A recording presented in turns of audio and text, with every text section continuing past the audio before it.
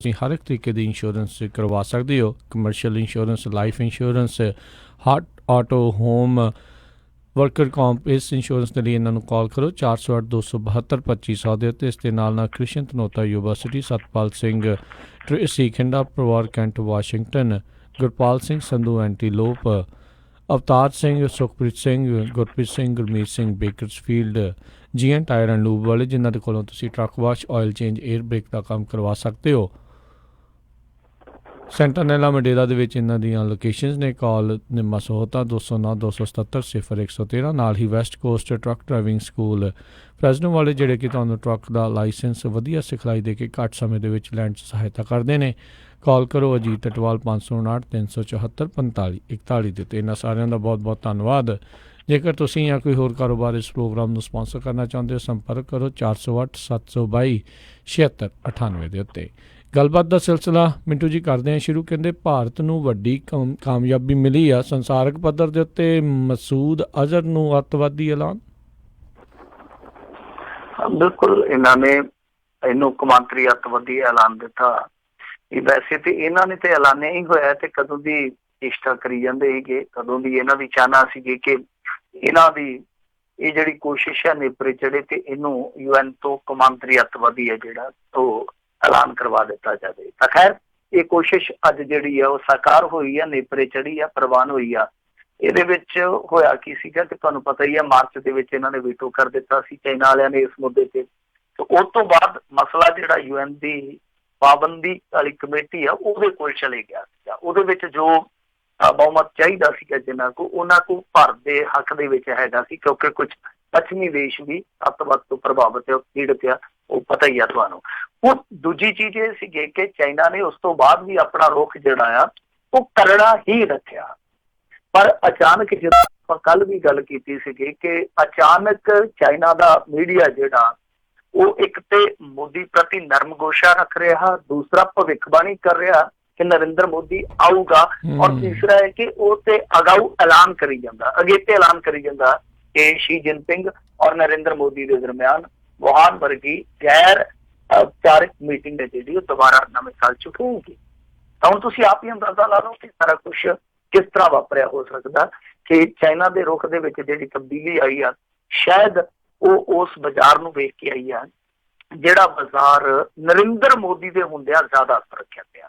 ਕਿਉਂਕਿ ਨਰਿੰਦਰ ਮੋਦੀ ਤੁਸੀਂ ਦੇਖ ਲਓ ਕਿ ਇੱਕ ਤਰ੍ਹਾਂ ਨਾਲ ਕਾਰਪੋਰੇਟ ਦਾ ਟੂਲ ਹੈ, ਕਾਰਪੋਰੇਟ ਦਾ ਟੂਲ ਹੈ, ਇਸ ਤੋਂ ਵੱਧ ਕੁਛ ਨਹੀਂ ਹੈ। ਪ੍ਰਧਾਨ ਮੰਤਰੀ ਕਿਉਂ ਹੈ ਹੀ ਹੈ, ਜਨਤਾ ਦਾ ਪ੍ਰਧਾਨ ਮੰਤਰੀ ਹੈ, ਪਰ ਇਸ ਤੋਂ ਇਲਾਵਾ ਜੇ ਕਾਰਪੋਰੇਟ ਵੱਲੋਂ ਦੇਖੀਏ ਤਾਂ ਕਾਰਪੋਰੇਟ ਬਹੁਤ ਹੱਦ ਤੱਕ ਨਰਿੰਦਰ ਮੋਦੀ ਨੂੰ ਪਸੰਦ ਕਰਦਾ। ਕਿਉਂਕਿ ਉਹ ਕਾਰਪੋਰੇਟ ਪੱਖੀ ਜਾਂਦੀ ਹੈ। ਸੋ ਇਹੀ ਚੀਜ਼ ਆ ਕਿ ਸ਼ਾਇਦ ਕੁਛ ਚਾਈਨਾ ਨੇ ਕਿਹਾ ਕਿ ਕੁਛ ਹਮ ਬਦਲੇ ਕੁਛ ਤੁਮ ਬਦਲੋ। ਸੋ ਇਹ ਬਦਲਾ ਬਦਲੀ ਦੀ ਖੇਡ ਆ। ਤਾਂ ਮਸੂਦ ਅਜ਼ਹਰ ਨੂੰ ਕੌਮਾਂਤਰੀ ਅੱਤਵਾਦੀ ਅੱਜ ਫਿਰ ਕਰਾਰ ਦੇ ਦਿੱਤਾ ਗਿਆ। ਇਹਦੇ ਵਿੱਚ ਕੁਛ ਪਾਬੰਦੀਆਂ ਹੁੰਦੀਆਂ ਨੇ, ਕੁਛ ਹੋਰ ਸਖਤ ਹਦਾਇਤਾਂ ਹੁੰਦੀਆਂ ਨੇ। ਤਾਂ ਇਹ ਵੇਖਣਾ ਹੋਏਗਾ ਕਿ ਹੁਣ ਉਹਦਾ ਅਸਰ ਹੈ ਜਿਹੜਾ ਮਸੂਦ ਅਜ਼ਹਰ ਤੇ ਕਿੰਨਾ ਕੁ ਪੈਂਦਾ। ਪਰ ਮਸੂਦ ਅਜ਼ਹਰ ਨੇ ਭਾਰਤ ਨੂੰ ਕਾਫੀ ਜ਼ਖਮ ਦਿੱਤੇ ਆ, ਕੁਛ ਨਾ ਕੁਛ ਰਾਹਤ ਜਿਹੜੀ ਆ ਉਹ ਇਹਨਾਂ ਨੂੰ ਜ਼ਰੂਰ ਮਿਲੂਗੀ। ਪਰ ਉਹ ਰਾਹਤ ਕਿੰਨਾ ਕੁ ਫਾਇਦਾ ਪਹੁੰਚਾਉਂਦੀ ਉਹ ਵੱਖਰੀ ਗੱਲ ਆ। ਪਰ ਵੋਟਾਂ ਦੇ ਵਿੱਚ ਹੁਣ ਭਾਰਤੀ ਜਨਤਾ ਪਾਰਟੀ, ਕਿਉਂਕਿ ਦੇਖੋ ਸੋਸ਼ਲ ਮੀਡੀਆ ਤੇ ਅਚਾਨਕ ਇਸ ਤਰ੍ਹਾਂ ਦੇ ਪੋਸਟਰ ਹੈ ਜਿਹੜੇ ਨਜ਼ਰ ਆਉਣ ਲੱਗ ਪਏ। ਮੈਂ ਵੀ ਹੁਣ ਇੱਕ ਪੋਸਟ ਪਾਇਆ ਸੀਗਾ ਜਿਹਦੇ ਵਿੱਚ ਮੈਂ ਪੁੱਛਿਆ ਸੀਗਾ ਕਿ ਤੁਸੀਂ ਤੇ ਕੱਲ ਆਖਣ ਡਏ ਸੀਗੇ ਕਿ ਅੱਤਵਾਦ ਦੀਆਂ ਘਟਨਾਵਾਂ ਮੇਰੇ ਕਰਕੇ ਰੁਕੀਆਂ, ਤੇ ਅੱਜ ਗੜ੍ਹਚਰੌਲੀ ਦੇ ਵਿੱਚ 15 ਜਵਾਨਾਂ ਨੂੰ ਸ਼ਹੀਦ ਕਰ ਦਿੱਤਾ ਗਿਆ ਹਮਲਾ ਕਰਕੇ। ਤੇ ਅੱਜ ਕੀ ਗੱਲ ਆ, ਤੁਸੀਂ ਮੱਛੀਆਂ ਫੜਨ ਗਏ ਸੀ, ਅੱਜ ਕਿਵੇਂ ਇਹ ਘਟਨਾ ਵਾਪਰ ਗਈ ਆ? ਉੱਥੇ ਥੱਲੇ ਯਕਦਮ ਇੱਕ ਮੋਦੀ ਭਗਤ ਨੇ ਉਹ ਪੋਸਟਰ ਹੈ ਜਿਹੜਾ ਪੋਸਟ ਕਰ ਦਿੱਤਾ। ਤੇ ਮੈਂ ਕਿਹਾ ਵਾਹ ਸੌਰੀ, ਮੈਂ ਕਿਹਾ ਇਹ ਤੇ ਸ਼ਾਇਦ UN ਦੇ ਵਿੱਚ ਪਹੁੰਚੇ ਹੋਏ ਸੀ ਅੱਜ, ਇਸ ਕਰਕੇ ਸਭ ਕੁਛ ਹੋ ਗਿਆ। ਤਾਂ ਖੈਰ ਤੁਸੀਂ ਇਹ ਦੇਖ ਲਓ ਕਿ ਨਾਲ ਦੀ ਨਾਲ ਪੋਸਟਰਾਂ ਦਾ ਬਣ ਜਾਣਾ ਕੁਛ ਘੰਟਿਆਂ ਦੇ ਅੰਦਰ ਅੰਦਰ, ਔਰ ਉਹਨਾਂ ਨੂੰ ਇੱਥੋਂ ਤੱਕ ਕਿ ਪੰਜਾਬੀ ਭਗਤਾਂ ਤੱਕ ਵੀ ਪਹੁੰਚਾ ਦੇਣਾ ਕਿ ਭਾਰਤੀ ਜਨਤਾ ਪਾਰਟੀ ਦਾ ਏਜੰਡਾ ਤੈਅ ਆ ਕਿ ਇਹਨਾਂ ਨੇ ਇਸ ਮੁੱਦੇ ਨੂੰ ਕਿਸ ਤਰ੍ਹਾਂ ਬਣਾਉਣ ਦਾ ਯਤਨ ਕਰਨਾ। ਹਾਲਾਂਕਿ ਇਹ ਥੋੜਾ ਜਿਹਾ ਲੇਟ ਹੋ ਗਿਆ, ਪਰ ਜਿੰਨੀ ਵੀ ਲੇਟ ਲਤੀਫੀ ਹੋਈ ਆ ਉਹਨੂੰ ਕਵਰ ਕਰਨ ਦਾ ਯਤਨ ਜ਼ਰੂਰ ਕਰਨਾ। ਜੀ ਜੀ ਜੀ। ਅਗਲੀ ਗੱਲ ਕਰਦੇ, ਕਹਿੰਦੇ ਜਿਹੜਾ ਗੁਰਮੀਤ ਰਾਮ ਰਹੀਮ ਆ ਇਹਨੂੰ ਹਾਈ ਕੋਰਟ ਨੇ ਇੱਕ ਹੋਰ ਦਿੱਤਾ ਝਟਕਾ। ਇਹਨੂੰ ਹਾਲ ਦੀ ਘੜੀ ਤੇ ਝਟਕੇ ਲੱਗਣਗੇ। ਮੈਨੂੰ ਨਹੀਂ ਲੱਗਦਾ ਕਿ ਕਿਸੇ ਕਿਸਮ ਦੀ ਰਾਹਤ ਦੀ ਇਹਨੂੰ ਤਵੱਕੋ ਕਰਨੀ ਚਾਹੀਦੀ ਹੈ ਨੇੜਲੇ ਭਵਿੱਖ ਦੇ ਵਿੱਚ। ਇਹ ਮਾਮਲਾ ਤੁਹਾਨੂੰ ਪਤਾ ਹੀ ਆ, ਕੱਲ ਵੀ ਸ਼ਾਇਦ ਆਪਾਂ ਗੱਲ ਕੀਤੀ ਸੀਗੀ ਕਿ ਇਹਨੇ ਪੈਰੋਲ ਮੰਗੀ ਸੀਗੀ। ਪੈਰੋਲ ਮੰਗੀ ਸੀਗੀ ਕਿਉਂ ਕਿ ਭਾਈ ਮੇਰੀ ਇੱਕ ਮੂੰਹ ਬੋਲੀ ਧੀ ਆ ਔਰ ਉਹਦਾ ਪਾਲਣ ਪੋਸ਼ਣ ਮੈਂ ਹੀ ਕੀਤਾ, ਕਿਉਂਕਿ ਉਹਦਾ ਮਾਂ ਪਿਓ ਸੀਗਾ ਜਿਹੜਾ ਉਹ ਬਚਪਨ ਦੇ ਵਿੱਚ ਗੁਜ਼ਰ ਗਿਆ ਸੀਗਾ। ਤਾਂ ਅੱਜ ਦੀ ਸੁਣਵਾਈ ਹੋਈ ਸੀਗੀ। ਇਹਦੇ ਵਿੱਚ ਕੀ ਆ ਕਿ ਹਰਿਆਣਾ ਸਰਕਾਰ ਨੇ ਵੀ ਜਵਾਬ ਦੇਣਾ ਸੀਗਾ, ਕਿਉਂਕਿ ਜਦੋਂ ਪੈਰੋਲ ਕੋਈ ਮੰਗਦਾ ਅੰਦਰ ਹੁੰਦਾ, ਕੋਈ ਵੀ ABC ਕੋਈ ਵੀ ਹੋਵੇ, ਤਾਂ ਉਹਦੇ ਵਿੱਚ ਕੀ ਹੁੰਦਾ ਕਿ ਸਭ ਤੋਂ ਪਹਿਲਾਂ ਤੇ ਪੰਚਾਇਤ ਤੋਂ ਪੁੱਛਿਆ ਜਾਂਦਾ ਜਿੱਥੇ ਬੰਦੇ ਨੇ ਰਹਿਣਾ। ਪੰਚਾਇਤ ਤੋਂ ਭਾਵ ਕੋਈ ਵੀ ਹੋ ਸਕਦਾ, ਸ਼ਹਿਰ ਦੀ ਕੌਂਸਲ ਵਗੈਰਾ ਹੋ ਸਕਦੀ ਹੈ। ਤਾਂ ਉਸ ਤੋਂ ਬਾਅਦ ਫਿਰ DC ਪੱਧਰ ਤੱਕ ਕਾਰਵਾਈ ਹੁੰਦੀ ਹੈ। DSP ਇੰਸਪੈਕਟਰ ਸਭ ਤੋਂ ਵਿੱਚ ਆ ਜਾਂਦੇ ਆ ਦਸਤਖਤ ਕਿ ਹਾਂ ਭਾਈ ਠੀਕ ਆ ਜਾਵੇ, ਕੋਈ ਇਤਰਾਜ਼ ਨਹੀਂ, ਕੋਈ ਖਤਰਾ ਨਹੀਂ ਹੈ। ਤਾਂ ਇਸੇ ਤਰ੍ਹਾਂ ਜਦੋਂ ਇਸ ਤਰ੍ਹਾਂ ਦੇ ਹਾਈ ਪ੍ਰੋਫਾਈਲ ਮਾਮਲੇ ਹੁੰਦੇ ਆ ਤਾਂ ਸਰਕਾਰਾਂ ਤੋਂ ਪੁੱਛਿਆ ਜਾਂਦਾ ਕਿ ਭਾਈ ਤੁਹਾਡਾ ਪ੍ਰਤੀਕਰਮ ਕੀ ਹੈ ਇਹਦੇ ਮੁੱਦੇ ਤੇ। ਤਾਂ ਹਰਿਆਣਾ ਸਰਕਾਰ ਤੋਂ ਜ਼ਾਰਾ ਜੀ ਗੱਲ ਹੈ ਕਿ ਜਵਾਬ ਮੰਗਿਆ ਹੋਊਗਾ ਹਾਈ ਕੋਰਟ ਨੇ। ਹੁਣ ਜੇ ਹਰਿਆਣਾ ਸਰਕਾਰ ਤੋਂ ਜਵਾਬ ਹਾਈ ਕੋਰਟ ਨੇ ਮੰਗਿਆ ਹੋਊਗਾ, ਫਿਰ ਇਹਦਾ ਮਤਲਬ ਹੈ ਕਿ CBI ਤੋਂ ਵੀ ਜਵਾਬ ਮੰਗਿਆ ਹੋਊਗਾ, ਤਾਂ CBI ਨੇ ਵੀ ਇੱਕ ਜਵਾਬ ਦਾਖਲ ਕੀਤਾ ਹੋਊਗਾ। ਹੁਣ CBI ਦਾ ਮਸਲਾ ਹੈ ਕਿ ਇਹਦੇ ਕੁਛ ਮਾਮਲੇ ਜਿਹੜੇ ਆ ਉਹ CBI ਅਦਾਲਤ ਦੇ ਵਿੱਚ ਪੈਂਡਿੰਗ ਨੇ, ਤਾਂ CBI ਸਾਰਾ ਜੀ ਗੱਲ ਆ ਕਿ ਐਤਰਾਜ਼ ਜਤਾਊਗੀ। ਔਰ ਦੂਜੀ ਗੱਲ ਇਹ ਆ ਕਿ ਚੋਣਾਂ ਦੇ ਮੌਕੇ ਤੇ ਜਦੋਂ ਚੋਣ ਜ਼ਾਬਤਾ ਲੱਗਿਆ ਹੋਇਆ, ਹਰਿਆਣਾ ਸਰਕਾਰ ਕਤਈ ਨਹੀਂ ਚਾਹੂਗੀ, ਕਦੇ ਵੀ ਨਹੀਂ ਚਾਹੂਗੀ ਕਿ ਇਹੋ ਜਿਹੇ ਮੌਕੇ ਦੇ ਵਿੱਚ, ਇਹੋ ਜਿਹੇ ਮਾਹੌਲ ਦੇ ਵਿੱਚ ਇਸ ਤਰ੍ਹਾਂ ਦੀ ਵਿਪਤਾ ਸਾਡੇ ਗੱਲ 'ਚ ਪੈ। ਤਾਂ ਜਦੋਂ ਇਹ ਚੀਜ਼ਾਂ ਉਲਟ ਨੇ ਤਾਂ ਫਿਰ ਮੇਰੇ ਖਿਆਲ ਦੇ ਨਾਲ ਇਹਨੂੰ ਝਟਕਾ ਲੱਗਣਾ ਸੁਭਾਵਿਕ ਸੀ। ਔਰ ਅੰਦਰਲੀ ਗੱਲ ਜਿਹੜੀ ਸੁਣਨ ਨੂੰ ਮਿਲੀ ਆ ਉਹ ਇਹ ਹੈ ਕਿ ਇਹਨਾਂ ਦੇ ਵਕੀਲਾਂ ਦੇ ਵਿੱਚੋਂ ਇਹਨਾਂ ਦੇ ਵਕੀਲ ਨੇ ਗੱਲ ਕਹਿ ਦਿੱਤੀ ਸੀਗੀ ਕਿ ਅਸਲ ਦੇ ਵਿੱਚ ਜੋ ਇਹਨਾਂ ਦੇ ਡੇਰੇ ਦੀ ਮਰਿਆਦਾ ਉਹਦੇ ਮੁਤਾਬਕ ਜਿਸ ਤਰ੍ਹਾਂ ਦੀ ਸ਼ਾਦੀ ਹੋਣੀ ਆ ਉਹਨੂੰ ਮਾਨਤਾ ਹੀ ਨਹੀਂ ਮਿਲਣੀ। ਫਿਰ ਹਾਈ ਕੋਰਟ ਨੇ ਵੀ ਕਹਿ ਦਿੱਤਾ, ਉਹ ਕਹਿੰਦੇ ਕਿ ਜੇ ਜ਼ਰੂਰੀ ਹੈ ਤੇ ਫਿਰ ਆਪਾਂ ਡਿਜੀਟਲ ਇੰਡੀਆ ਦਾ ਫਾਇਦਾ ਚੁੱਕ ਲੈਂਦੇ ਆ, ਕਿਉਂਕਿ ਅੱਜ ਕੱਲ੍ਹ ਡਿਜੀਟਲ ਇੰਡੀਆ ਬਹੁਤ ਮਸ਼ਹੂਰ ਆ ਕਿ ਆਪਾਂ ਤੁਹਾਡਾ ਸਾਰਾ ਜਿਹੜਾ ਇਹ ਕਾਰ ਵਿਹਾਰ ਆ ਉਹ ਵੀਡੀਓ ਕਾਨਫਰੰਸਿੰਗ ਦੇ ਜ਼ਰੀਏ ਕਰਾ ਦਿੰਦੇ ਆ। ਕਿ ਵੈਸੇ ਉਹਨਾਂ ਦੀ ਗੱਲ ਠੀਕ ਹੈ ਕਿ ਜੇ ਸਜ਼ਾ ਸੁਣੀ ਜਾ ਸਕਦੀ ਆ ਵੀਡੀਓ ਕਾਨਫਰੰਸਿੰਗ ਦੇ ਜ਼ਰੀਏ ਤੇ ਆਸ਼ੀਰਵਾਦ ਵੀ ਦਿੱਤਾ ਜਾ ਸਕਦਾ, ਕੋਈ ਵੱਡੀ ਗੱਲ ਨਹੀਂ ਹੈ। ਤਾਂ ਇੱਥੋਂ ਇਹਨਾਂ ਨੂੰ ਲੱਗ ਗਿਆ ਸੀਗਾ, ਆਭਾਸ ਹੋ ਗਿਆ, ਇਹਨਾਂ ਨੂੰ ਪਤਾ ਲੱਗ ਗਿਆ ਕਿ ਹਾਂ ਭਾਈ ਮਸਲਾ ਜਿਹੜਾ ਉਹ ਇੱਥੋਂ ਤੱਕ ਪਹੁੰਚਿਆ ਹੋਇਆ ਕਿ ਸਾਨੂੰ ਛੁੱਟੀ ਨਹੀਂ ਮਿਲਣੀ। ਬਹਰਹਾਲ ਇਹ ਮਾਮਲਾ ਜਿਹੜਾ ਫਿਰ ਝਟਕੇ ਦੇ ਰੂਪ ਦੇ ਵਿੱਚ ਦੇਖਿਆ ਜਾ ਰਿਹਾ ਕਿ ਇਹਨਾਂ ਦੀ ਇਹ ਜਿਹੜੀ ਕੋਸ਼ਿਸ਼ ਸੀਗੀ ਉਹ ਨੇਪਰੇ ਨਹੀਂ ਚੜੀ, ਧਨ ਪੱਤਰ ਨਹੀਂ ਲੱਗੀ। ਉਧਰ ਦੂਜੇ ਪਾਸੇ ਇੱਕ ਇਹਦੀ ਹੋਰ ਮੂੰਹ ਬੋਲੀ ਧੀ ਆ ਜਿਹੜੀ ਹਨੀਪ੍ਰੀਤ, ਉਹਨੇ ਵੀ ਜ਼ਮਾਨਤ ਲਈ ਪਹੁੰਚ ਕੀਤੀ ਆ ਹਾਈ ਕੋਰਟ ਦੇ ਵਿੱਚ, ਤਾਂ ਉਹਦਾ ਮਾਮਲਾ ਜਿਹੜਾ ਉਹ 9 ਮਈ ਤੱਕ ਟਾਲ ਦਿੱਤਾ ਗਿਆ। ਸੋ ਝਟਕੇ ਵਾਲੀ ਗੱਲ ਜਿਹੜੀ ਆ ਉਹ ਤੁਹਾਨੂੰ ਪਤਾ ਹੀ ਹੈ, ਜਦੋਂ ਝਟਕਾ ਲੱਗਦਾ ਤੇ ਫਿਰ ਬੰਦੇ ਦਾ ਸਾਰਾ ਸਿਸਟਮ ਹੀ ਲੈ ਜਾਂਦਾ। ਜਿਵੇਂ ਬਾਬੇ ਨੇ ਗਾਣਾ ਗਾਇਆ ਹੀ ਸੀਗਾ, ਉਹ ਹੁਣ ਉਹ ਹੀ ਜਾਣਦਾ। ਉਹ ਜਿਵੇਂ ਪੰਜਾਬੀ ਚਾਹੁੰਦੇ ਹੁੰਦੇ ਲੱਗੀ ਜਾਣਨ ਦੋ ਜਾਣੇ, ਲੋਹਾ ਜਾਣ ਲੋਹਾ ਜਾਣਦਾ ਜਾਂ ਲੋਹਾਰ ਜਾਣਦਾ। ਜੀ ਜੀ ਜੀ ਅਗਲੀ ਜਿਹੜੀ ਗੱਲ ਕਰਦੇ ਆ ਮਿੰਟੂ ਜੀ, ਨਰਿੰਦਰ ਮੋਦੀ ਖਿਲਾਫ ਇਲੈਕਸ਼ਨ ਲੜਨ ਦੀ ਚਾਹ ਰੱਖਣ ਵਾਲੇ ਤੇਜ ਬਹਾਦਰ ਦੇ ਨਾਮਜ਼ਦਗੀ ਕਾਗਜ਼ ਰੱਦ। ਇਹ ਤਾਂ ਤੇਜ ਬਹਾਦਰ ਤੇ ਕਹਿੰਦਾ ਹੋਊਗਾ ਹਮ ਨਾ ਸਮਝੇ ਥੇ ਬਾਤ ਇਤਨੀ ਸੀ, ਖਾਬ ਸ਼ੀਸ਼ੇ ਕੇ ਦੁਨੀਆ ਪੱਥਰ ਕੀ। ਸੋ ਮਾਮਲਾ ਜਿਹੜਾ ਕੁਛ ਇਹੋ ਜਿਹਾ ਹੋ ਗਿਆ ਕਿ ਇੱਕ ਖੁਆਇਸ਼ ਸੀਗੀ ਤੇਜ ਬਹਾਦਰ ਦੀ ਕਿ ਉਹ ਇਲੈਕਸ਼ਨ ਲੜੇ ਨਰਿੰਦਰ ਮੋਦੀ ਦੇ ਖਿਲਾਫ। ਉਹ ਖੁਆਇਸ਼ ਜਿਹੜੀ ਆ ਉਹ ਅੱਜ ਦਮ ਤੋੜ ਗਈ ਆ, ਕਿਉਂਕਿ ਇਹਨਾਂ ਦਾ ਜਿਹੜਾ ਕਾਗਜ਼ ਸੀਗਾ ਜਿਹਨੂੰ ਆਪਾਂ ਨਾਮਜ਼ਦਗੀ ਪਰਚਾ ਕਹਿੰਦੇ ਆ ਉਹ ਰੱਦ ਹੋ ਗਿਆ।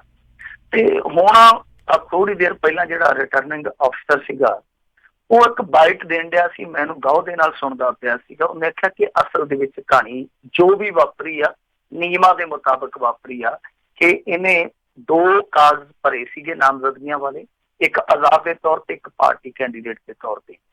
ਤੇ ਮਾਮਲਾ ਕੀ ਸੀਗਾ, ਉਹ ਕਹਿੰਦੇ ਆ ਕਿ ਸ਼ਰਤਾਂ ਦੇ ਮੁਤਾਬਕ, ਨੇਮ ਕਾਇਦੇ ਦੇ ਮੁਤਾਬਕ ਜੇ ਕੋਈ ਸੈਂਟਰ ਜਾਂ ਸਟੇਟ ਦੀ ਸਰਵਿਸ ਦੇ ਵਿੱਚੋਂ ਡਿਸਮਿਸ ਹੋਇਆ ਔਰ 5 ਸਾਲਾਂ ਦੇ ਦਰਮਿਆਨ ਹੋਇਆ ਤੇ ਜੇ ਉਹ ਚੋਣ ਲੜਦਾ ਤਾਂ ਉਸ ਡਿਸਮਿਸਲ ਦੀ ਉਹ ਸਾਰੀ ਕਿਤੇ ਜਾਣਕਾਰੀ ਦੇਊਗਾ। ਦੂਜਾ ਇਹ ਆ ਕਿ ਉਹ ਜਾ ਕੇ ਇਲੈਕਸ਼ਨ ਕਮਿਸ਼ਨ ਤੋਂ ਇੱਕ ਸਰਟੀਫਿਕੇਟ ਲਿਆਊਗਾ ਜਿਹਨੂੰ ਆਪਾਂ ਕਹਿ ਦਿੰਦੇ ਆ ਨੋ ਆਬਜੈਕਸ਼ਨ ਸਰਟੀਫਿਕੇਟ। ਉਹ ਕਹਿੰਦੇ ਆ ਕਿ ਇਹਦੇ ਵਾਸਤੇ ਜਿਹੜਾ ਇੱਕ ਚਰਚਾ ਚੱਲਦਾ ਪਿਆ ਕਿ ਟਾਈਮ ਬੜਾ ਘੱਟ ਦਿੱਤਾ ਗਿਆ। ਉਹ ਕਹਿੰਦੇ ਆ ਕਿ ਇੰਨਾ ਹੀ ਟਾਈਮ ਦਿੱਤਾ ਜਾਂਦਾ, ਜਦੋਂ ਸਕਰੂਟਨੀ ਹੁੰਦੀ ਆ ਤਾਂ ਅਗਲੇ ਦਿਨ ਦੇ 11 ਵਜੇ ਤੱਕ ਦਾ ਹੀ ਸਮਾਂ ਦਿੱਤਾ ਜਾਂਦਾ, ਤੇ ਇਹਨਾਂ ਨੂੰ ਬਹਰਹਾਲ 11 ਵਜੇ ਦਾ ਹੀ ਸਮਾਂ ਦਿੱਤਾ ਗਿਆ ਸੀ। ਉਧਰ ਤੇਜ ਬਹਾਦਰ ਬੜਾ ਤੱਤਾ ਹੋਇਆ ਬੈਠਾ, ਉਹ ਕਹਿੰਦਾ ਕਿ ਨਰਿੰਦਰ ਮੋਦੀ 'ਚ ਇੰਨੀ ਹਿੰਮਤ ਨਹੀਂ ਹੈ ਕਿ ਉਹ ਸਾਹਮਣੇ ਤੋਂ ਆਉਣ। ਕਹਿਣ ਦਾ ਭਾਵ ਇਹ ਹੈ ਕਿ ਉਹ ਪਿੱਠ ਤੋਂ ਵਾਰ ਕਰਦੇ ਪਏ ਆ। ਉਹਨਾਂ ਨੇ ਇੱਥੋਂ ਤੱਕ ਕਿਹਾ ਕਿ ਇਹਨਾਂ ਬੰਦਿਆਂ ਨੇ ਉਹਨਾਂ ਨੇ ਗਾਲ ਕੱਢ ਕੇ ਵੀ ਕਿਹਾ ਕਿ ਇਹਨਾਂ ਬੰਦਿਆਂ ਨੇ ਜ਼ੋਰ ਪਾ ਕੇ ਸਾਨੂੰ ਚੋਣ ਲੜਨ ਤੋਂ ਰੋਕਿਆ। ਹੋਰ ਵੀ ਉਹਦੇ ਨਾਲ ਦੇ ਜਿਹੜੇ ਫੌਜੀ ਜਵਾਨ ਉੱਥੇ ਪਹੁੰਚੇ ਆ ਉਹ ਵੀ ਅੱਜ ਲੋਹੇ ਲੱਖੇ ਹੋਏ ਪਏ ਸੀਗੇ। ਤਾਂ ਹੁਣ ਇੱਕ ਖਬਰ ਜਿਹੜੀ ਸੁਣਨ ਨੂੰ ਮਿਲੀ ਹੈ ਦੇਰ ਸ਼ਾਮ, ਉਹ ਇਹ ਆ ਕਿ ਤੇਜ ਬਹਾਦਰ ਜਿਹੜਾ ਇੱਕ ਇਸ ਸਮੇਂ ਦਾ ਚਰਚਿਤ ਨਾਂ ਆ, ਤਾਂ ਉਹ ਸੁਪਰੀਮ ਕੋਰਟ ਤੱਕ ਪਹੁੰਚ ਕਰ ਸਕਦਾ ਵਾ। ਉਹਦੇ ਵਕੀਲਾਂ ਨੇ ਵੀ ਕਿਹਾ ਕਿ ਅਸੀਂ ਸਾਰਾ ਕੁਛ ਹੈ ਜਿਹੜਾ ਮੁਹੱਈਆ ਕਰਵਾ ਦਿੱਤਾ ਸੀਗਾ, ਬਾਵਜੂਦ ਇਸ ਦੇ ਕਾਗਜ਼ ਸਾਡਾ ਰੱਦ ਹੋ ਗਿਆ, ਤਾਂ ਅਸੀਂ ਇਹਦੇ ਖਿਲਾਫ ਸੁਪਰੀਮ ਕੋਰਟ ਦੇ ਵਿੱਚ ਹੁਣ ਮੂਵ ਹੋਵਾਂਗੇ। ਜੇ ਸੁਪਰੀਮ ਕੋਰਟ ਦੇ ਵਿੱਚ ਮੂਵ ਹੁੰਦੇ ਆ ਤੇ ਮੰਨ ਲਓ ਜਿਹੜਾ ਅੱਜ ਦੀ ਤਾਰੀਖ ਦੇ ਵਿੱਚ ਭਾਣਾ ਵਰਤਿਆ ਉਹਨੂੰ ਸੁਪਰੀਮ ਕੋਰਟ ਪਲਟ ਦਿੰਦਾ, ਉਹਨੂੰ ਰੱਦ ਕਰ ਦਿੰਦਾ, ਤਾਂ ਫਿਰ ਦੇਖੋ ਕਿ ਕਿੱਡੀ ਜਾ ਜਾਂਦੀਆਂ ਹੋ ਜਾਣੀ। ਇੱਕ ਤੇ ਆ ਕਿ ਮਾਮਲਾ ਰੋਮਾਂਚਕਾਰੀ ਬਣ ਜਾਊਗਾ, ਰੋਚਕ ਬਣ ਜਾਊਗਾ, ਹੌਟ ਸੀਟ ਬਣ ਜਾਊਗੀ ਬਨਾਰਸ ਦੀ ਪੂਰੇ ਇੰਡੀਆ 'ਚ। ਔਰ ਦੂਸਰਾ ਇਹ ਆ ਕਿ ਜਿਹੜੀ ਚੋਣ ਕਮਿਸ਼ਨ ਦੀ ਕ੍ਰੈਡੀਬਿਲਿਟੀ ਆ ਉਹ ਰਹਿੰਦੀ ਖੁੰਦੀ ਵੀ ਜਾਂਦੀ ਲੱਗੂ। ਸੋ ਦੇਖਦੇ ਆ ਕਿ ਕੀ ਇਹ ਸੁਪਰੀਮ ਕੋਰਟ 'ਚ ਜਾਂਦੇ ਆ ਜਾਂ ਕੀ ਸੁਪਰੀਮ ਕੋਰਟ ਇਸ ਫੈਸਲੇ ਨੂੰ ਪਲਟਦਾ। ਸਾਰਿਆਂ ਦੀ ਨਿਗਾਹ ਜਿਹੜੀ ਉਹ ਇਸ ਮਾਮਲੇ ਤੇ ਲੱਗੀ ਰਹੂ। ਜੀ ਜੀ ਜੀ ਅਗਲੀ ਜਿਹੜੀ ਗੱਲ ਕਰਦੇ ਕੇਜਰੀਵਾਲ ਦੀ, ਕਹਿੰਦੇ ਪਤਨੀ ਦੇ ਕੋਲ 2 ਵੋਟਰ ID ਕਾਰਡ, ਅਦਾਲਤੀ ਸੰਮਨ ਜਾਰੀ। ਉਹਨੇ ਸ਼ਾਇਦ 2 ਇਸ ਕਰਕੇ ਰੱਖੇ ਹੋਣੇ ਆ ਕਿ ਜੇ ਇੱਕ ਅਰਵਿੰਦ ਕੇਜਰੀਵਾਲ ਦੀ ਬੋਝੇ 'ਚ ਚਲਾ ਜਾਵੇ ਤੇ ਦੂਜੇ ਨਾਲ ਕੰਮ ਚੱਲ ਜਾਵੇ, ਇਸ ਕਰਕੇ ਰੱਖੇ ਹੋਣੇ। ਪਰ ਇਹ 2 ਕਾਰਡ ਰੱਖਣੇ ਜਿਹੜੇ ਬੜੇ ਮਾੜੇ ਆ।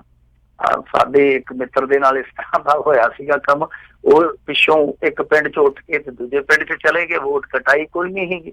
ਉਧਰੋਂ ਅਗਲੇ ਪਿੰਡ ਦੇ ਵਿੱਚ ਵੋਟ ਪੋਲ ਹੋ ਗਈ, ਪਿੱਛੋਂ ਕਿਸੇ ਨੇ ਚੱਕ ਕੇ ਫਰਜ਼ੀ ਵੋਟਿੰਗ ਕਰ ਦਿੱਤੀ, ਮੁੜ ਕੇ ਉਹਨਾਂ ਦੇ ਸ਼ਰੀਕਿਆਂ ਨੇ ਚੱਕ ਕੇ ਦੋਨਾਂ ਵੋਟਾਂ ਦੀ ਜਿਹੜੀ ਸੀਗੀ ਸੂਚੀ ਉੱਥੇ ਭੇਜ ਦਿੱਤੀ ਕਿ ਲਓ ਚੱਕੋ ਜੀ। ਇਹ ਇੱਕੋ ਵੇਲੇ ਇੱਕੋ ਚੋਣਾਂ ਦੇ ਵਿੱਚ 2 ਥਾਈਂ ਵੋਟਿੰਗ ਕਰਨ ਡਏ ਆ। ਫਿਰ ਜੋ ਉਹਨਾਂ ਦਾ ਹਾਲ ਹੋਇਆ ਸੀਗਾ ਉਹ ਅਸੀਂ ਦੇਖਿਆ ਸੀ। ਤੇ ਇਹ ਮਾਮਲਾ ਜਿਹੜਾ ਬੜਾ ਗੁੰਝਲਦਾਰ ਹੋ ਜਾਂਦਾ, ਦੋਹਰੀ ਵੋਟ ਵਾਲਾ। ਸੋ ਦੋਹਰਾ ਵੋਟਰ ਕਾਰਡ ਜਿਹੜਾ ਆ ਇਹ ਬੜਾ ਮਾੜਾ ਆ, ਬੜਾ ਖਤਰਨਾਕ ਆ। ਹੁਣ ਇਸੇ ਮਾਮਲੇ ਦੇ ਵਿੱਚ ਜਿਹੜੀ ਮਿਸਿਸ ਕੇਜਰੀਵਾਲ ਆ, ਇਹਨਾਂ ਨੂੰ ਸਮਨਿੰਗ ਹੋ ਗਈ ਆ ਸੂਬਾਈ ਚੋਣ ਕਮਿਸ਼ਨ ਵੱਲੋਂ।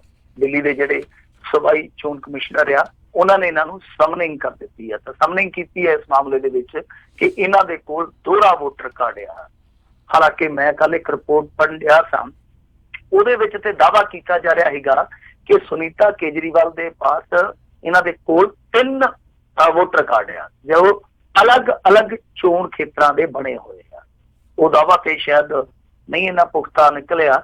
ਤਾਂ 2 ਸ਼ਨਾਖਤੀ ਕਾਰਡਾਂ ਦਾ ਰੌਲਾ ਜਿਹੜਾ ਉਹ ਪੈ ਗਿਆ ਕਿ ਇੱਕ ਉੱਤਰ ਪ੍ਰਦੇਸ਼ ਦੇ ਗਾਜ਼ੀਆਬਾਦ ਸੰਸਦੀ ਖੇਤਰ ਦਾ, ਜਦਕਿ ਦੂਜਾ ਚਾਂਦਨੀ ਚੌਂਕ ਦਿੱਲੀ ਦਾ ਹੈ।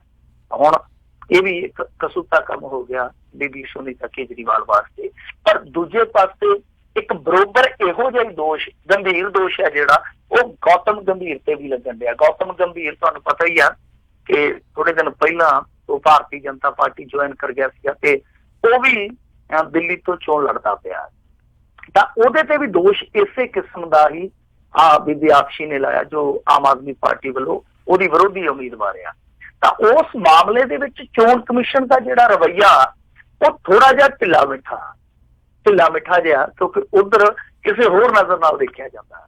ਤਾਂ ਇੱਧਰ ਜਿਹੜੀ ਸਮਨਿੰਗ ਹੋ ਗਈ ਆ, ਤਾਂ ਕਹਿਣ ਦਾ ਭਾਵ ਹੈ ਕਿ ਇਤਰਾਜ਼ ਤੇ ਫਿਰ ਇੱਕੋ ਜਿਹਾ, ਜਾਂ ਤੇ ਇਹਦੇ ਵਿੱਚ ਇਹ ਆ ਕਿ ਜਿਹਦੇ ਕੋਲ ਵੀ ਜਾਣਕਾਰੀ ਸੀ ਇਸ ਮਾਮਲੇ 'ਚ ਪੁਖਤਾ ਸੀਗੀ, ਤੇ ਗੰਭੀਰ ਵਾਲੇ ਮਾਮਲੇ 'ਚ ਸ਼ਾਇਦ ਹਾਲੇ ਇੰਨੀ ਗੰਭੀਰ ਜਾਣਕਾਰੀ ਨਹੀਂ ਹੈ, ਪਰ ਇਤਰਾਜ਼ ਇੱਕੋ ਜਿਹਾ, ਸ਼ਿਕਾਇਤ ਇੱਕੋ ਜਿਹੀ ਆ, ਕਾਰਵਾਈ ਇੱਕੋ ਜਿਹੀ ਨਹੀਂ ਹੈ। ਜੀ ਇਹ ਚੀਜ਼ ਤਾਂ ਆਪਾਂ ਬਾਕੀ ਇਲੈਕਸ਼ਨ ਕਮਿਸ਼ਨ ਦੀ ਹੋਰ ਕਈਆਂ ਦੀ ਸਾਰੀਆਂ ਚੀਜ਼ਾਂ ਦੇ ਵਿੱਚ ਦੇਖਦੇ ਹੀ ਆ ਰਹੇ ਹਾਂ ਵੀ ਉਹ ਕਿਹੜੇ ਪਾਸੇ ਨੂੰ ਕਰ ਰਹੇ ਆ। ਅਗਲੀ ਜਿਹੜੀ ਗੱਲ ਕਰਦੇ ਆ, ਪਾਦਰੀ ਕੈਸ਼ ਮਾਮਲੇ ਦੇ ਵਿੱਚ ਹੋਇਆ ਹੁਣ ਇੱਕ ਹੋਰ ਵੱਡਾ ਖੁਲਾਸਾ। ਤੇ ਉਹੀ ਖੁਲਾਸਾ ਹੋਇਆ ਜਿਹਦਾ ਹਾਸਾ ਆਪਾਂ ਰਾਤੀ ਕਰਦੇ ਸਾਂ ਜੀ, ਕਿ ਜੇ ਮੰਨ ਲਓ ਉਹ ਕਹਿ ਦਿੰਦੇ ਆ ਕਿ ਭਾਈ ਅਸੀਂ ਤੇ ਰੱਜੇ ਪੁੱਜੇ ਕਿਤੇ ਜਾ ਵੜੇ ਜੂਆ ਘਰ ਦੇ ਵਿੱਚ, ਅਗਲਿਆਂ ਨੇ ਸਾਡੀ ਛਿੱਲ ਲਾ ਲਈ ਤੇ ਹੁਣ ਅਸੀਂ ਕੀ ਕਰੀਏ, ਦੱਸੋ ਕੀ ਕਰ ਸਕਦੇ। ਤੇ ਉਹੀ ਗੱਲ ਹੋਈ ਆ ਬਿਲਕੁਲ। ਮੈਨੂੰ ਤਾਂ ਡਰਿਆ ਕਿਤੇ ਰਾਤ ਸੌਂਦੇ ਨਾ ਰਹੇ ਹੁਣ। ਇਹ ਜਦੋਂ ਫੜੇ ਗਏ ਆ ਹੁਣ ਇਹਨਾਂ ਨੇ ਕਿਹਾ, ਕਹਿੰਦੇ ਕਿ ਸਾਡੇ ਕੋਲ ਥੈਲੀ ਨਹੀਂ ਜੇ ਹੈਗੀ, ਪੈਸਾ ਸਾਰਾ ਜਿਹੜਾ ਬਾਹਰ ਚਲੇ ਗਿਆ। ਇੱਕ ਕਹਿੰਦੇ ਕਿ ਥੋੜਾ ਜਿਹਾ ਪੈਸਾ ਅਸੀਂ ਪੈਰਿਸ 'ਚ ਘੱਲਤਾ, ਸ਼ਾਇਦ ਉਹਨਾਂ ਨੂੰ ਲੋੜ ਪੈ ਗਈ ਆ, ਤੇ ਬਾਕੀ ਕਹਿੰਦੇ ਅਮਰੀਕਾ ਨੂੰ ਫਾਈਨੈਂਸ ਕਰਤਾ ਆਪਾਂ, ਤਾਂ ਕੰਮ ਨਿਬੜਿਆ। ਉਹ ਕਹਿੰਦੇ ਕਿ ਸਾਡੇ ਤੇ ਖਾਲੀ ਖੜਕਣ ਗੱਲੇ ਯਾਰ ਤੁਹਾਡੇ ਨਾਲ ਚੱਲੇ, ਸਾਡੀ ਬੱਲੇ ਬੱਲੇ, ਕਿਉਂਕਿ ਰੋਟੀ ਹੁਣ ਸਰਕਾਰੀ ਮਿਲਿਆ ਕਰੂਗੀ। ਤਾਂ ਇਹ ਵੱਡਾ ਖੁਲਾਸਾ ਹੋਇਆ ਇਸ ਮਾਮਲੇ ਦੇ ਵਿੱਚ ਕਿ ਉਹਨਾਂ ਦੋਨਾਂ ਥਾਣੇਦਾਰਾਂ ਨੇ ਟਕੇ ਵਰਗਾ ਜਵਾਬ ਦਿੱਤਾ। ਉਹ ਕਹਿੰਦੇ ਕਿ ਸਾਡੇ ਕੋਲ ਢੇਲੀ ਨਹੀਂ ਹੈਗੀ, ਸਾਰਾ ਪੈਸਾ ਜਿਹੜਾ ਉਹ ਅਸੀਂ ਇਹਨਾਂ ਦੋਨਾਂ ਮੁਲਕਾਂ ਦੇ ਵਿੱਚ ਭੇਜ ਦਿੱਤਾ। ਹੁਣ ਇਹ ਤਾਂ ਹੈ ਨਹੀਂਗਾ ਕਿ ਇਹਨਾਂ ਨੇ ਜਾ ਕੇ ਉੱਥੇ ਉਸੇ ਬੈਂਕ ਦੇ ਵਿੱਚੋਂ ਟ੍ਰਾਂਜੈਕਸ਼ਨ ਕਰਾਈ ਹੋਊਗੀ ਜਿਹਦੇ ਚੋਂ ਨੀਰਵ ਮੋਦੀ ਲੈ ਕੇ ਭੱਜ ਗਿਆ ਹੈਗਾ। ਅਸਲ ਦੇ ਵਿੱਚ ਤੇ ਫਿਰ ਜੇ ਏਦਾਂ ਦੀ ਕੋਈ ਕਹਾਣੀ ਵਾਪਰੀ ਆ, ਉਹ ਤੁਹਾਨੂੰ ਪਤਾ ਹੀ ਜਿੱਦਾਂ ਹਵਾਲਾ ਰਾਸ਼ੀਆਂ ਜਾਂਦੀਆਂ, ਹਵਾਲਾ ਵਾਲੀਆਂ ਰਕਮਾਂ ਜਾਂਦੀਆਂ, ਫਿਰ ਇਹਨਾਂ ਨੇ ਕਿਸੇ ਦੇ ਹਵਾਲੇ ਕਰ ਦਿੱਤੀ ਹੋਣੀ ਆ ਕਿ ਲੈ ਜਾਓ। ਤਾਂ ਫਿਰ ਉਹਨੂੰ ਕਿੱਥੋਂ ਲੱਭਣਗੇ, ਕਿੱਥੋਂ ਹਵਾਲਗੀ ਹੋਊਗੀ, ਕਿੱਥੋਂ ਕੈਸ਼ ਮੁੜਨਾ, ਯਾਨੀ ਪੱਕੇ ਭਾਂਡੇ ਪੈ ਗਿਆ ਕੰਮ। ਔਰ ਦੂਜੀ ਚੀਜ਼ ਇੱਕ ਹੋਰ ਵੀ ਆ, ਜਿੱਥੋਂ ਇਹ ਫੜੇ ਗਏ ਆ, ਜੇ ਭੂਗੋਲਿਕ ਤੌਰ ਤੇ ਤੁਸੀਂ ਵੇਖੋਗੇ ਨਾ, ਉਹ ਸ੍ਰੀਲੰਕਾ ਦੇ ਬਾਰਡਰ ਦੇ ਬਿਲਕੁਲ ਨੇੜੇ ਆ। ਹੁਣ ਰੌਲਾ ਕੀ ਸੀਗਾ ਕਿ ਉੱਥੇ ਸ੍ਰੀਲੰਕਾ ਦੇ ਵਿੱਚ ਤੁਹਾਨੂੰ ਪਤਾ ਹੀ ਆ ਬਹੁਤ ਵੱਡੇ ਧਮਾਕੇ ਹੋਇਆ, ਉੱਥੇ ਸਖਤਾਈ ਆ, ਨਹੀਂ ਤੇ ਸਮੁੰਦਰ ਦੇ ਰਸਤਿਓਂ ਉੱਥੇ ਜਾਣਾ ਬਹੁਤ ਸੁਖਾਲਾ। ਤਾਂ ਇਹ ਵੀ ਹੋ ਸਕਦਾ ਕਿ ਸ਼ਾਇਦ ਇਹਨਾਂ ਨੇ ਪੈਸਾ ਬਾਹਰ ਘੱਲ ਦਿੱਤਾ ਹੋਵੇ ਤੇ ਆਪ ਚਾਹੁੰਦੇ ਹੋਣ ਕਿ ਕਿਤੇ ਦਾ ਲੱਗੇ ਤੇ ਅਸੀਂ ਨੇਪਾਲ ਜਾਂ ਸ੍ਰੀਲੰਕਾ ਹੁੰਦੇ ਹੋਏ ਉੱਥੇ ਪਹੁੰਚ ਜਾਈਏ ਤੇ ਚਲੋ 4 ਦਿਨ ਸੁਖਾਲੇ ਕੱਢ ਲਵਾਂਗੇ। ਤਾਂ ਇਹ ਸ਼ਾਇਦ ਇਹਨਾਂ ਦੀ ਘਾਟ ਹੋ ਸਕਦੀ ਹੈ ਜੋ ਇਹਨਾਂ ਨੇ ਘੜੀ ਹੋਵੇ। ਪਰ ਦੂਜਾ ਮਾਮਲਾ ਇੱਕ ਹੋਰ ਵੀ ਆ ਕਿ ਪਾਦਰੀ ਵੀ ਕੇਰਲ ਦਾ ਰਹਿਣ ਵਾਲਾ, ਤੇ ਹੋ ਸਕਦਾ ਇਹ ਸੋਚਦੇ ਹੋਣ ਕਿ ਆਪਾਂ ਕੋਈ ਸੈਟਿੰਗ ਕਰ ਲਈਏ, ਇਹ ਵੀ ਹੋ ਸਕਦਾ, ਦੂਜੀ ਥਿਊਰੀ ਵੀ ਹੋ ਸਕਦੀ ਹੈ। ਖੈਰ ਕਹਿਣ ਦਾ ਭਾਵ ਇਹੋ ਆ ਕਿ ਇਹਨਾਂ ਨੇ ਜਵਾਬ ਦੇ ਦਿੱਤਾ, ਉਸ ਜਵਾਬ ਦੇ ਵਿੱਚ ਦਮ ਕਿੰਨਾ ਕੁ ਆ ਇਹ ਹੁਣ ਚੈੱਕ ਕਰਨਗੇ ਸਾਰੇ ਤੱਥ ਜਿਹੜੇ ਪੰਜਾਬ ਪੁਲਿਸ ਵਾਲੇ, ਕਿਉਂਕਿ ਇਹਨਾਂ ਦੇ ਭੇਤੀ ਆ, ਇਹਨਾਂ ਨੂੰ ਪਤਾ ਕਿ ਇੰਨੇ ਕੁ ਵੱਲ ਜਲੇਬੀ ਚ ਨਹੀਂ ਹੁੰਦੇ ਸ਼ਾਇਦ ਜਿੰਨੇ ਕੁ ਪੁਲਿਸ ਵਾਲੇ ਚ ਹੁੰਦੇ ਆ। ਤਾਂ ਸਾਰੀਆਂ ਚੀਜ਼ਾਂ ਜਿਹੜੀਆਂ ਵੈਰੀਫਾਈਡ ਹੋਣਗੀਆਂ। ਦੂਜੀ ਗੱਲ ਇਹ ਆ, ਵੱਡੀ ਖਬਰ ਇਸ ਮਾਮਲੇ ਦੇ ਵਿੱਚ ਇੱਕ ਹੋ ਰਿਹਾ ਕਿ ਜਿਹੜੇ SSP ਸੀਗੇ ਖੰਨੇ ਦੇ, ਉਹਨਾਂ ਨੂੰ ਵੀ ਤਬਦੀਲ ਕਰ ਦਿੱਤਾ। ਹਾਲਾਂਕਿ ਉਹਨਾਂ ਦੇ ਨਾਮ ਦਾ ਬਹੁਤ ਵੱਡਾ ਰੁਤਬਾ ਵਾ, ਕਹਿੰਦੇ ਆ ਕਿ ਬਹੁਤ ਇਮਾਨਦਾਰ ਅਫਸਰ ਆ, ਪਰ ਇਸ ਮਾਮਲੇ ਦੇ ਵਿੱਚ ਉਹਦੀ ਭੂਮਿਕਾ ਵੀ ਸ਼ੱਕੀ ਸਮਝੀ ਜਾਂਦੀ ਸੀ, ਸੋ ਉਹਦਾ ਵੀ ਤਬਾਦਲਾ ਕਰ ਦਿੱਤਾ। ਜੀ ਜੀ ਜੀ ਅਗਲੀ ਗੱਲ ਕਰਦੇ ਹਾਂ, ਸ਼੍ਰੀ ਹਰਿਮੰਦਰ ਸਾਹਿਬ ਨੂੰ ਸੁਨਹਿਰੀ ਮੰਦਿਰ ਲਿਖਣ ਦੇ ਉੱਤੇ ਮਾਫੀ ਮੰਗੀ।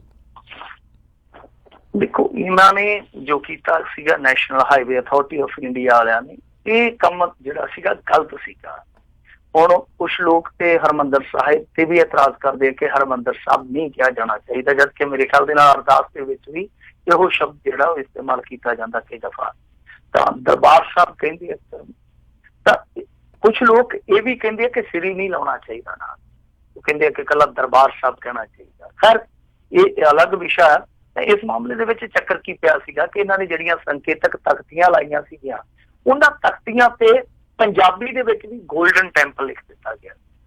ਹੁਣ ਦੇਖੋ, ਜਿੱਦਾਂ ਗੋਲਡਨ ਟੈਂਪਲ ਅੰਗਰੇਜ਼ੀ ਦੇ ਵਿੱਚ ਤੇ ਕਿਹਾ ਹੀ ਜਾਊਗਾ ਕਿ ਸੋਨ ਮੰਦਿਰ ਨੂੰ ਗੋਲਡਨ ਟੈਂਪਲ ਹੀ ਕਿਹਾ ਜਾਊਗਾ। ਤੇ ਇਹਨਾਂ ਨੇ ਚੱਕ ਕੇ, ਵੈਸੇ ਅੱਜ ਕੱਲ ਤੁਹਾਨੂੰ ਪਤਾ ਡਿਜੀਟਲ ਇੰਡੀਆ ਦਾ ਫੇਰ ਰੌਲਾ ਪੈ ਜਾਂਦਾ, ਜੋ ਕਿਤੇ ਮੇਰੇ ਖਿਆਲ ਦੇ ਨਾਲ ਟ੍ਰਾਂਸਲੇਸ਼ਨ ਦਾ ਲਿਹਾਜ਼ ਆ।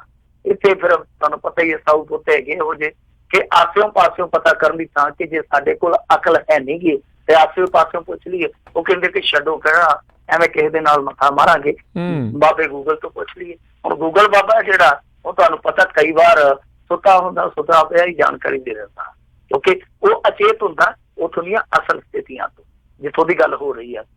ਤਾਂ ਇਹਨਾਂ ਨੇ ਸ਼ਾਇਦ ਉਹੀ ਕਾਪੀ ਪੇਸਟ ਸੀਗਾ ਜਿਹੜਾ ਉਹ ਚੇਪ ਦਿੱਤਾ, ਜਿਹੜਾ ਬਣ ਗਿਆ ਵਿਵਾਦਤ। ਤਾਂ ਹੁਣ ਇਸ ਮਾਮਲੇ ਦੇ ਵਿੱਚ national highway authority of India ਨੇ ਆਪਣੀ ਗਲਤੀ ਮੰਨੀ ਆ ਕਿ ਸਾਤੋਂ ਗਲਤੀ ਹੋਈ ਆ, ਅਸੀਂ ਇਸ ਗਲਤੀ ਨੂੰ ਦਰੁਸਤ ਕਰਾਂਗੇ। ਚਲੋ ਠੀਕ ਆ, ਗਲਤੀ ਇਹਨਾਂ ਨੇ ਮੰਨ ਲਈ। ਇਸ ਮਾਮਲੇ ਦੇ ਵਿੱਚ SCPC ਦਾ ਵੀ ਸਟੈਂਡ ਜਿਹੜਾ ਸੀਗਾ ਉਹ ਬਹੁਤ ਸਲਾਹੁਣਯੋਗ ਸੀਗਾ, ਇਹਨਾਂ ਨੇ ਬਹੁਤ ਕਰੜਾ ਵਿਰੋਧ ਜਤਾਇਆ ਸੀਗਾ ਇਸ ਮਾਮਲੇ ਦੇ ਮੁਤਾਲਕ। ਪਰ ਇਹ ਵਾਰ-ਵਾਰ ਹੁੰਦਾ, ਤੁਹਾਨੂੰ ਪਤਾ ਹੀ ਆ ਕਿ ਉਹ ਪੰਜਾਬੀ ਬੋਲੀ ਲਿਖਣ ਤੋਂ ਬੋਰਡਾਂ ਤੇ ਸੰਕੇਤਕ ਤਖਤੀਆਂ ਤੇ ਉਹਦੇ ਵੀ ਬਹੁਤ ਰੌਲੇ ਪਏ ਸੀ ਉਹਦੇ। ਤਾਂ ਕਹਿਣ ਦਾ ਭਾਵ ਇਹ ਆ ਕਿ ਇਹਨਾਂ ਨੂੰ ਪ੍ਰੋਪਰ ਇਸ ਚੀਜ਼ ਦਾ ਹੱਲ ਲੱਭਣਾ ਚਾਹੀਦਾ ਕਿ ਪੰਜਾਬੀ ਮਾਹਰ ਜਿਹੜੇ ਆ ਉਹ ਜ਼ਰੂਰ ਰੱਖੇ ਜਾਣ, ਚਾਹੇ ਜਦੋਂ ਵੀ ਤੁਸੀਂ ਕੰਮ ਕਰਦੇ ਹੋ, ਸਟੇਟ ਹਾਈਵੇ ਤੇ ਕਰਦੇ ਹੋ ਚਾਹੇ ਨੈਸ਼ਨਲ ਹਾਈਵੇ ਤੇ ਕਰਦੇ ਹੋ, ਤਾਂ ਕਿ ਜਿਹੜੀ ਉੱਥੋਂ ਦੀ ਲੋਕਲ ਬੋਲੀ ਆ ਉਹਦੇ ਵਿੱਚ ਗੜਬੜ ਨਾ ਹੋਵੇ। ਕਈ ਵਾਰ ਫਿਰ ਮੁੱਦਾ ਭਾਵਨਾਤਮਕ ਬਣ ਜਾਂਦਾ ਵਾ। ਜੀ ਜੀ ਬੋਲੀ ਤੋਂ ਭਾਸ਼ਾ ਤੱਕ ਪਹੁੰਚਣ ਦਾ ਸਫ਼ਰ ਔਖਾ ਹੁੰਦਾ ਆ, ਤੇ ਭਾਸ਼ਾ ਨੂੰ ਮੁੜ ਕੇ ਬੋਲੀ ਤੋਂ ਵੀ ਥੱਲੇ ਨਾ ਲੈ ਜਾਓ ਕਿਤੇ, ਇਸ ਲਈ ਇਸ ਨੂੰ ਬਹੁਤ ਜ਼ਰੂਰੀ ਆ। ਤੇ ਪਰ ਮਿੰਟੂ ਜੀ ਸਵਾਲ ਤੇ ਇਹ ਉੱਠਦਾ ਵੀ ਮਹਾਨ ਕੋਸ਼ ਲਿਖਣ ਵਾਲਿਆਂ ਨੇ ਇੰਨੇ ਉੱਥੇ ਬੇਹੂਦਾ ਗਲਤੀਆਂ ਕੀਤੀਆਂ ਨੇ, ਤੇ ਇਹੋ ਜਿਹੇ ਤੋਂ ਆਪਾਂ ਕਿੱਦਾਂ ਦੀ ਉਮੀਦ ਲਾ ਕੇ ਰੱਖਾਂਗੇ? ਹਾਂ ਬਿਲਕੁਲ, ਉਹ ਤੇ ਉਹਨਾਂ ਨੇ ਕਮਾਲ ਕਰ ਦਿੱਤੀ ਹੈ। 2-2.5 ਕਰੋੜ ਰੁਪਈਆ ਜਿਹੜਾ ਲੋਕਾਂ ਦਾ ਉਹਨਾਂ ਨੇ ਖੂਹ ਖਾਤੇ ਪਾ ਦਿੱਤਾ। ਤੇ ਮੈਂ ਪੜ੍ਹ ਲਿਆ ਸੀਗਾ ਕਿ 450 ਰੁਪਈਆ ਇੱਕ ਵਰਕੇ ਦੀ ਸੰਪਾਦਨਾ ਦਾ ਲਿਆ ਹੋਇਆ ਉਹਨਾਂ ਨੇ। ਦੇਖੋ ਕੀ ਗੱਲ ਹੈ, ਹੁਣ ਤੁਸੀਂ ਦੇਖੋ ਕਿ ਉਹਨਾਂ ਨੂੰ ਪੈਸਾ ਛੱਡ ਦਿੱਤਾ ਜਾਊਗਾ ਜਿਨ੍ਹਾਂ ਨੇ ਇੰਨੀ ਵੱਡੀ ਗੁਸਤਾਖੀ ਕੀਤੀ ਆ, ਉਕਾਈ ਕੀਤੀ ਆ, ਉਹਨਾਂ ਤੋਂ ਤੇ ਜੁਰਮਾਨੇ ਦੇ ਪੈਸੇ ਵਸੂਲਣੇ ਚਾਹੀਦੇ ਆ। ਬਿਲਕੁਲ ਉਹਨਾਂ ਨੂੰ ਉਲਟਾ ਇੱਕ ਪੰਨੇ ਦਾ ਗਲਤ ਕੰਮ ਕਰਨ ਦਾ 450 ਰੁਪਈਆ ਦਿੱਤਾ ਹੋਇਆ।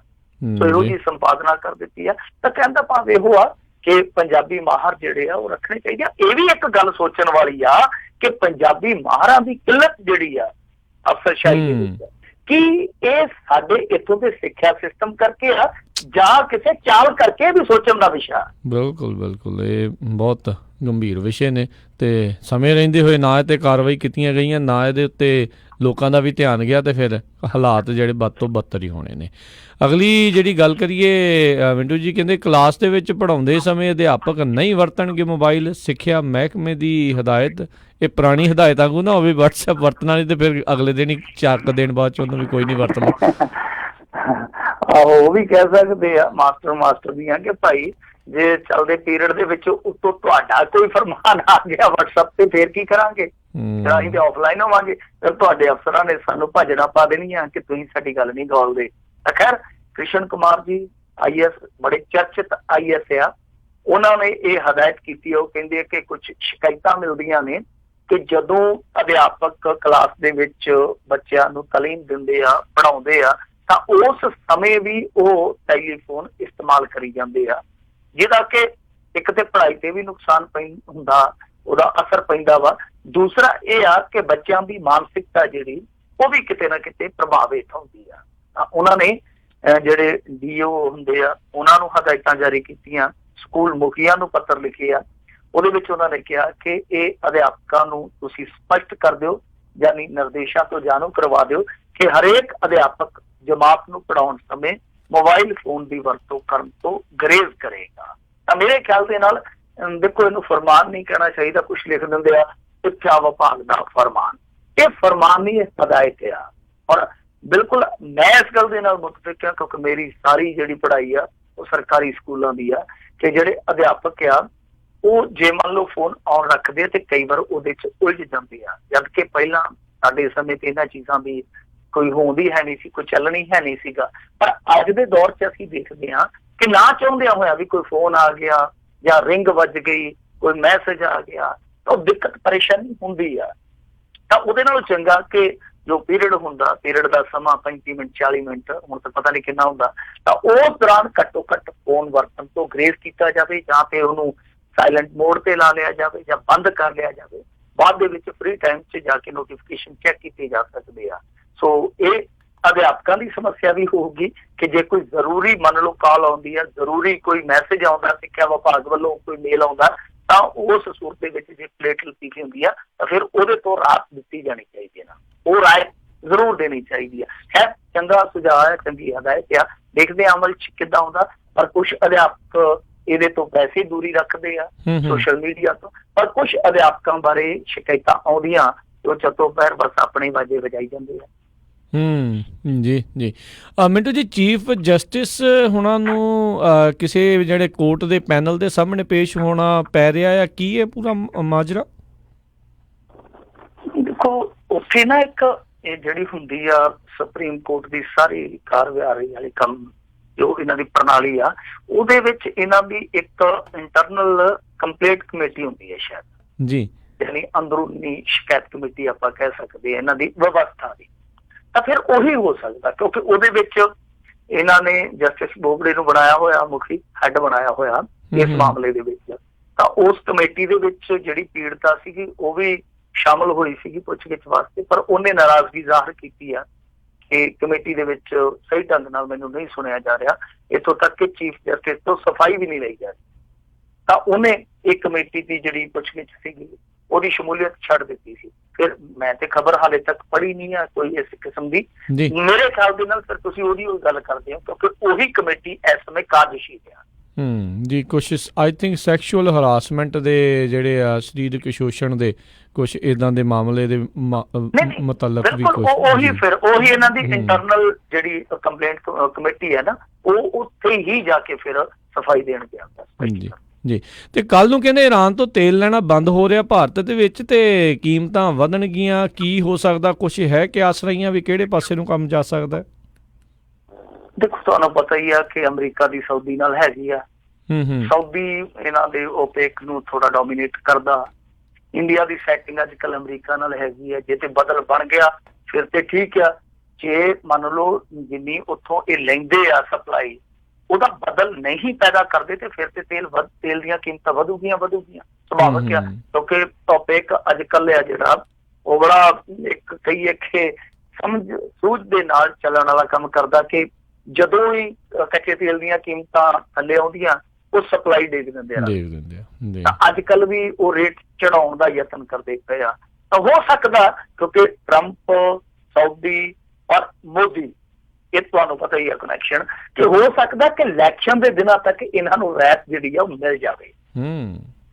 ਜੀ ਜੀ, ਬੜੀ ਅਹਿਮ ਹੋਊਗੀ ਕਿਉਂਕਿ ਅਮਰੀਕਾ ਵਾਲਿਆਂ ਨੇ, ਟਰੰਪ ਪ੍ਰਸ਼ਾਸਨ ਨੇ ਇਹੀ ਕਿਹਾ ਸੀਗਾ ਜਿਹੜਾ ਵੀ ਈਰਾਨ ਤੋਂ ਤੇਲ ਲਵੇਗਾ ਇਸ ਤਰੀਕ ਤੋਂ ਬਾਅਦ ਦੇ ਵਿੱਚ ਤਾਂ ਉਹਨਾਂ ਉੱਤੇ ਤੁਸੀਂ ਇੱਕ ਚੀਜ਼ ਨੋਟ ਕਰ ਲਓ ਕਿ ਟਰੰਪ ਪ੍ਰਸ਼ਾਸਨ ਨੇ ਇਹਨਾਂ ਨੂੰ ਰਾਇਤ ਕਿੰਨੇ ਚਿਰ ਹੋਰ ਦਿੱਤੀ ਹੈ, ਸ਼ਾਇਦ ਨਵੰਬਰ ਦੀ ਗੱਲ ਹੈ ਜਿਹੜੀ ਤੁਸੀਂ ਕਰਦੇ। ਜੀ ਨਹੀਂ, ਆਹ ਰੀਸੈਂਟਲੀ ਇੱਕ ਹੋਰ ਕੁਝ ਕੁ ਹਫ਼ਤੇ ਪਹਿਲਾਂ ਵੀ ਉਹਨਾਂ ਨੇ ਕਿਹਾ ਸੀਗਾ ਵੀ ਜੇ ਈਰਾਨ ਤੋਂ ਕੋਈ ਹੋਰ ਤੇਲ ਲੈਂਦਾ ਆ ਤਾਂ ਫਿਰ ਅਸੀਂ ਉਹਨਾਂ ਉੱਤੇ ਵੀ ਜਿਹੜੀ ਕਾਰਵਾਈ ਆ ਸੈਂਕਸ਼ਨ ਰੋਕਾਂ ਜਿਹੜੀਆਂ ਲਾ ਇਹ ਇਹਨਾਂ ਨੇ ਹੁਣ ਕਿਹਾ ਨਾ, ਇਹਨਾਂ ਨੂੰ ਜਿਹੜੀ ਰਾਇਤ ਦਿੱਤੀ ਹੈ ਦੂਜੇ ਦੇਸ਼ਾਂ ਨੂੰ ਕਿਸੇ ਨੂੰ ਦਿੱਤੀ। ਮੇਰੇ ਖਿਆਲ ਦੇ 1-2 ਮੁਲਕ ਸੀਗੇ, ਅਮਰੀਕਾ ਨੇ ਇਹਨਾਂ ਨੂੰ ਖਾਸ ਸ਼੍ਰੇਣੀ 'ਚ ਰੱਖਿਆ ਸੀਗਾ, ਤਾਂ ਇਹਨਾਂ ਨੂੰ ਵੀ ਹੁਣ ਇਹਨਾਂ ਨੇ ਦੂਸਰੀ ਸ਼੍ਰੇਣੀ 'ਚ ਪਾ ਦਿੱਤਾ। ਇਹਦਾ ਮਤਲਬ ਹੈ ਕਿ ਜਾਂ ਤੇ ਅਮਰੀਕਾ ਤੋਂ ਪਾਬੰਦੀਆਂ ਲਵਾਓ ਜਾਂ ਉਹਨਾਂ ਦਾ ਕਹਿਣਾ ਮੰਨੋ, ਦੋ ਹੀ ਚੀਜ਼ਾਂ। ਤਾਂ ਪਾਬੰਦੀਆਂ ਤਾਂ ਚੱਲਣ ਦੀ ਹਾਲੇ ਮੇਰੇ ਖਿਆਲ ਦੇ ਨਾਲ ਅਵਸਥਾ ਦੇ ਵਿੱਚ ਹੈ ਨਹੀਂ ਭਾਰਤ, ਪਰ ਦੂਜਾ ਬਦਲ ਹੈ ਜਿਹੜਾ ਉਹ ਜ਼ਰੂਰ ਪੈਦਾ ਕਰ ਦੇਣਗੇ ਅਮਰੀਕਾ। ਜੀ ਬਿਲਕੁਲ, ਇਹ ਆਇਲ ਵਾਰਸ ਜਿਹੜੀਆਂ ਇੱਦਾਂ ਹੀ ਚੱਲ ਰਹੀਆਂ ਨੇ। ਤੇ ਬਹੁਤ ਮਿੰਟੂ ਜੀ ਤੁਹਾਡਾ ਧੰਨਵਾਦ, ਤੁਸੀਂ ਸਾਡੇ ਨਾਲ ਜੁੜੇ ਇਹਨਾਂ ਖਬਰਾਂ ਬਾਰੇ ਸਾਨੂੰ ਜਾਣਕਾਰੀ ਦਿੱਤੀਆਂ। ਅਗਲੀ ਵਾਰ ਤੱਕ ਲਈ ਬੜੀ ਮਿਹਰਬਾਨੀ। ਪਿਆਰ ਭਰੀ ਸਤਿ ਸ਼੍ਰੀ ਅਕਾਲ ਜੀ। ਸਤਿ ਸ਼੍ਰੀ ਅਕਾਲ ਜੀ। ਤੇ ਸਰੋਤਿਓ, ਇੱਥੇ ਹੀ ਸਾਡਾ ਅੱਜ ਦਾ ਇਹ ਪ੍ਰੋਗਰਾਮ ਆਓ ਸਮਾਪਤ ਆ। ਮਿਲਦੇ ਹਾਂ ਤੁਹਾਨੂੰ ਸਾਰਿਆਂ ਨੂੰ ਅਗਲੀ ਵਾਰ। ਉਦੋਂ ਤੱਕ ਲਈ ਮੇਰੇ ਵੱਲੋਂ ਵੀ ਪਿਆਰ ਭਰੀ ਨਿੱਘੀ ਸਤਿ ਸ਼੍ਰੀ ਅਕਾਲ। ਜਿੰਦੇ ਵਾਸਤੇ ਜੋ ਹੱਸਦੇ ਖੇਲਦੇ ਰਹੋ, ਸੁਣਦੇ ਰਹੋ ਪੰਜਾਬੀ ਰੇਡੀਓ USA।